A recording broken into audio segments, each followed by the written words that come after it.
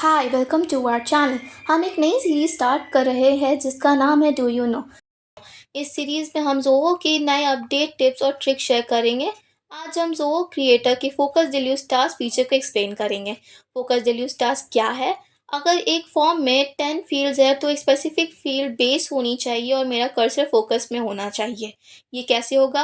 आप इस focus delete task apply करके कर सकते हैं। फोकस डिलीट टास्क को फॉर्म के लोड पर और फील्ड के यूज़र इनपुट पर अप्लाई किया जा सकता है। और इसे अप्लाई कैसे करते हैं मैं आपको बताती हूँ।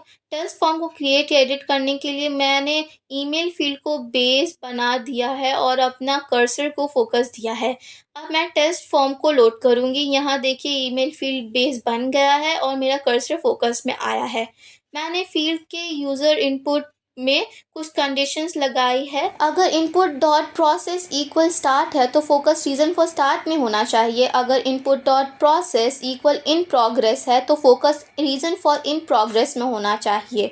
अगर input dot process equal done है तो फोकस रीजन फॉर डन में होना चाहिए। मैं प्रोसेस फील्ड में स्टार्ट वैल्यू देती हूँ। यहाँ देखिए region for start field base बन गया है और कर्सर फोकस में है। अगर मैं प्रोसेस फील्ड में इन प्रोग्रेस वैल्यू देती हूँ तो रीजन फॉर इन प्रोग्रेस में कर्सर फोकस में है। अगर मैं डन वैल्यू देती हूँ तो यहाँ डन में कर्सर फोकस में है। ये है फोकस डिलीट टास्क का यूज़।